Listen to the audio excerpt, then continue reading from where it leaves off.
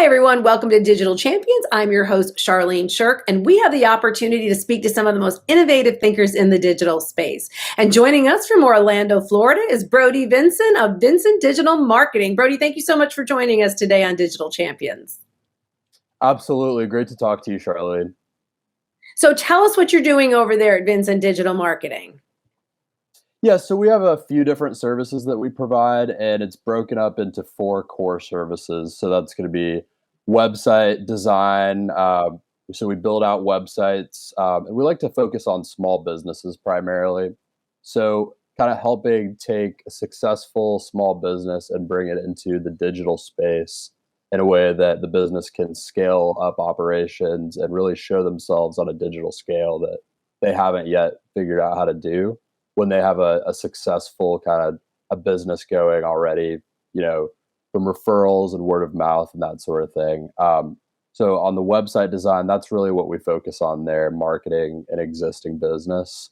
Then, so the next kind of service that we like to focus on is automating different processes. So we like to have a conversation with business owners to see what types of things that they're doing that are taking the most time in their day that are not necessarily adding to the growth of their business as much as they would like, that they could potentially bring into more of a digital automated space and save them time so that they can focus on the types of things that ultimately bring their business forward that they want to be focusing on. So another area we like to focus on is email marketing. So we build out creative advertisement campaigns using existing email lists that a business has to kind of keep clients engaged and interested in the business while providing valuable content.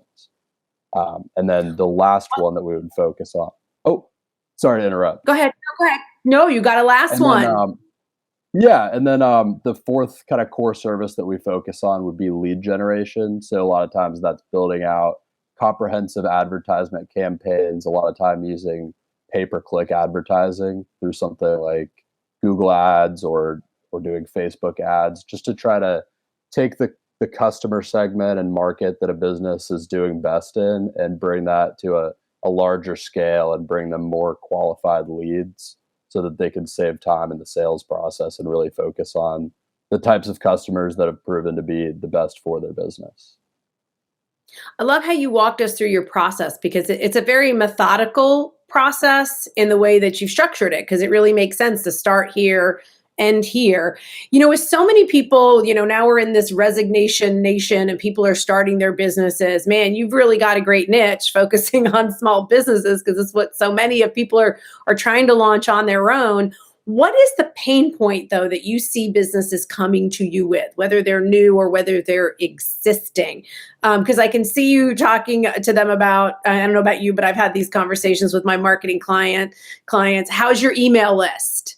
And they're like, oh, I got like 300. And, people don't appreciate the value of really already connecting with the people that they've already, have a warm lead with if they're on your email list. So share with me what you're seeing with like maybe brand new ones and maybe small ones that are coming to you and they're just not really generating the revenue that they really want to. Sure. So you brought up a great example there with the email list. So one specific pain point that reminds me of a lot of people that run businesses that have been successful for maybe a few years that have built up a list of clients really don't have that data organized in a way that allows them to be very methodical, like you said, and efficient with their outreach when they're trying to continue to create something like a touch schedule to keep checking in on clients that may bring repeat business. So one thing that we like to help them with in that specific sector would be, organizing all of that client data under one umbrella into something like a customer relations manager that allows them to be very intentional with the types of outreach that they're doing with customers. But to go on a broader scale, the main pain point that we have kind of identified here, and the reason that we like to focus on small businesses is I've found that a lot of small business owners maybe have some great experience working for other companies before they started their own business that has given them just a value that they're able to provide to their customers. And that's really what they've built their career on is that experience that they've built in a specific industry. But a lot of times with that, they haven't necessarily gotten some of the digital and marketing experience that you get over just really years of trial and error with running a business. And we like to kind of help expedite that process, teach them things that they might not have known before, and help bring them into that digital space with the kind of pair that industry experience that they have and the proven, track record that they have with clients with that knowledge of the digital space, to bring those two together, to marry those and really elevate things and scale things for them. And Brody, what do you see as the biggest change coming up in this industry in the next couple of years?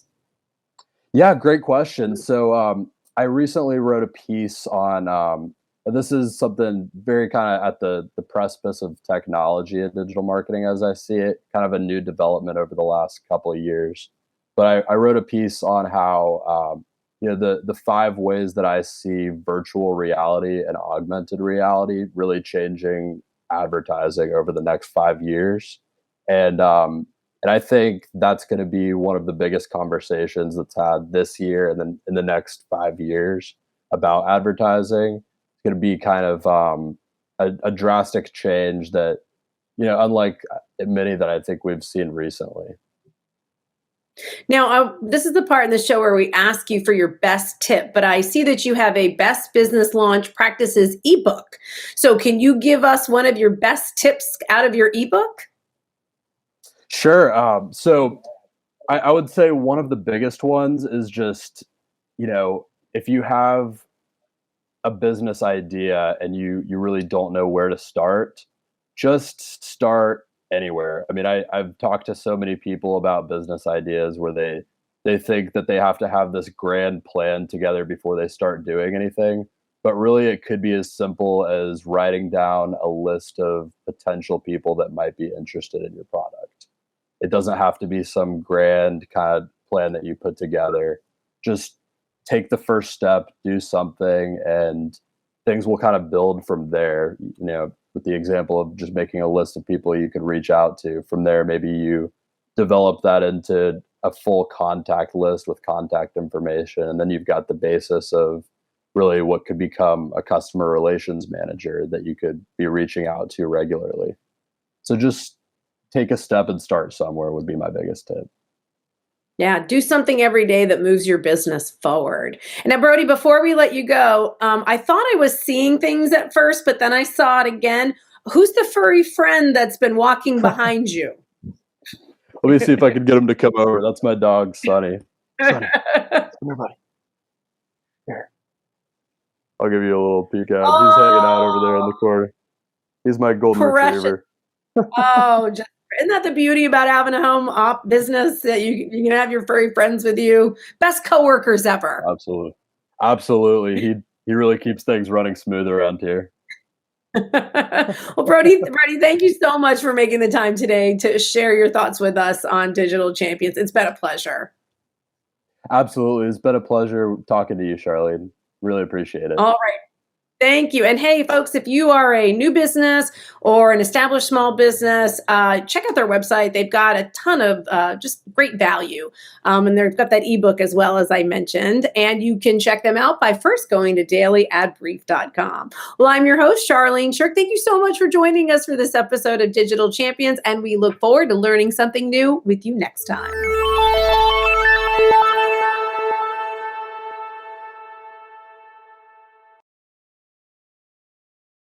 Simplify presents Addressable CTV, combining the power of TV with the targeting and attribution of digital. Simplify's Addressable CTV delivers massive reach with the ability to scale without sacrificing precision.